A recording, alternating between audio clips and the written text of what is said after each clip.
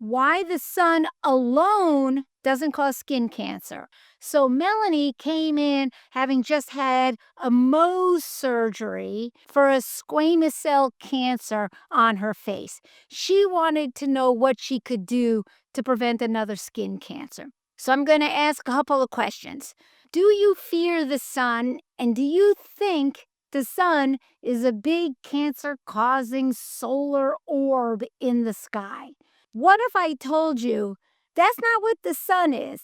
The sun is the life giving center of our solar system. So, why is everyone so terrified of it? We've all been indoctrinated that the sun alone causes skin cancer, and that's not wholly the truth. I've lived in Phoenix, Arizona for 22 years. I never use sunscreen, even when I lay out in the sun, except on my lips. And I've had no skin cancer or pre-cancer, thank God. But there are a problem with skin cancer, right? It is the most common cancer in the US. 1 in 5 Americans will get basal cell or squamous cell skin cancer. And there's also melanoma, but that's less common.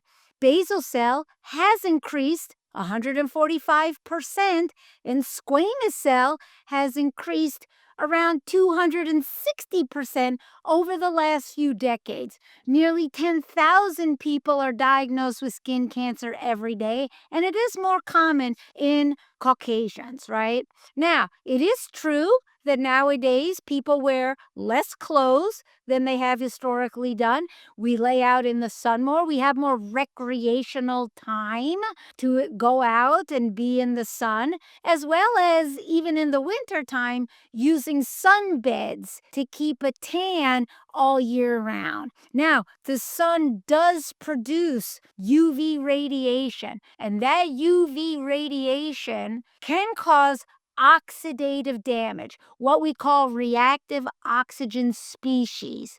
And that can cause DNA damage, inflammation, and cell death.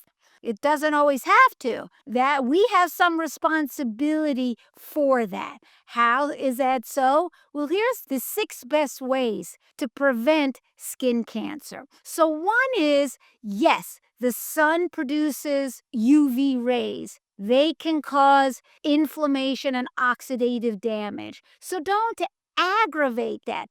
Don't add to the pro-inflammatory oxidative burden in your body. Now, if we look at nature, when the sun is highest at those times a year in late spring and summer, that's when God, nature, said, let's grow a bunch of fruits and veggies. And these are full of anti-inflammatory chemicals. And they are full of antioxidants, and they can help our body by giving us those substances which can protect us from the damage from ultraviolet lights. But if in the summer you're just eating grilled meats and drinking beer and having potato chips and ice cream and you're having just soda pop, these foods just add oxidative damage. They add inflammation to a body now being exposed to the sun with its ultraviolet rays as well. So that's going to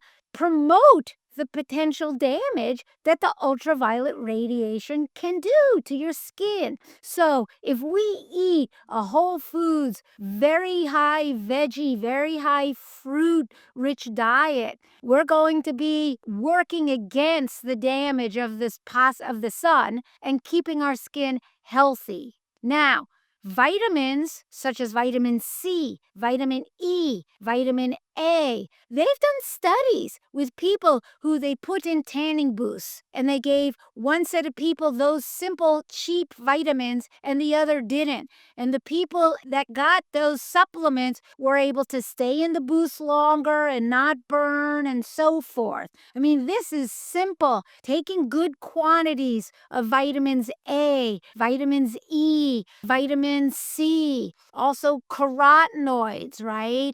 Those are in the yellow, orange, and red fruits and veggies. These are giving the antioxidants that your skin needs to say, I'm not going to be damaged by you, Mr. Sun ray, right? Now, adding in curcumin. This is an additional antioxidant, anti inflammatory supplement. Adding in selenium, also very antioxidant supplement. Now, they've done studies showing that niacinamide at like 1,000 milligrams a day reduces skin cancer. Also, pennies, cheap nutrient. And last, for number six, is mushroom products. Whether you're drinking mushroom tea or eating mushrooms, the Chinese mushrooms, the shiitake, maitake, reishi, all of these really healthy anti-carcinogenic mushroom products, just ways that we're enriching our body with anti-carcinogens, with antioxidants,